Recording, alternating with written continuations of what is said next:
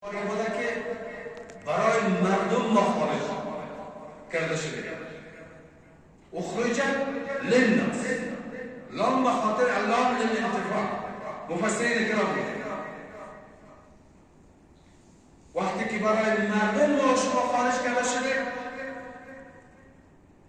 چه عمل را ما انجام بده؟ متصل به چه صفت باشید که این وظیفه‌ای که برای متعال برای ما سرمکن ما با وظیفه عملی کرده بودن.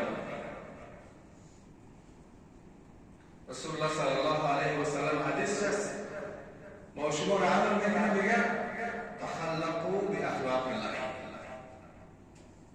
شما تخلق از باب تفاعل است، با سختی با همه مشقت ها اخلاق و صفات های حضرت الله متعال که شما مظهر صفات حضرت الله متعال هستید از حدیث ثابت است، او را که سبب جمع بکنید. تخلقوا باخلاق الله. بنده های واقعی کی هستند؟ بنده های واقعی حضرت الله متعال، بنده های مسلم، بنده های آمر و معروف و ناهی عن المنکر.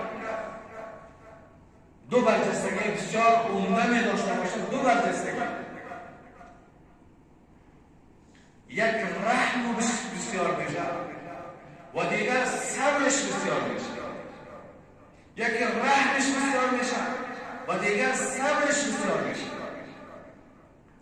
این برای شرط مسلم بودن، شرط اول مسلم بودن اساتید محترم، بزرگها، علما، مفتی صاحبا است.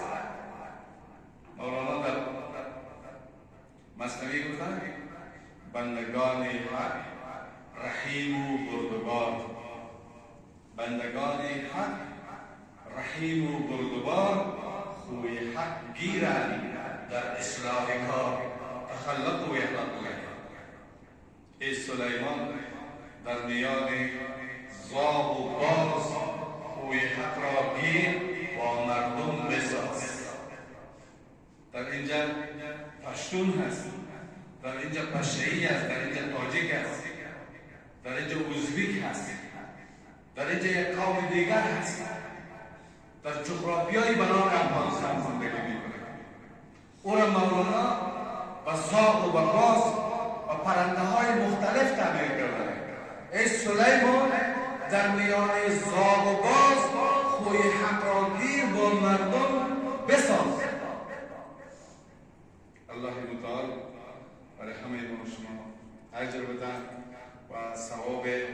اول در من توفیق بده که به چیزهایی که در حضور شما پیشکش کردم این را بالای خود عملی بکنم و بعدا برای شما که چند دقیقه بسیار محدود و مختصر گپایی را شنیدیم در برابر از این، برای هر کدام شما اجر پایان نصیب کنم.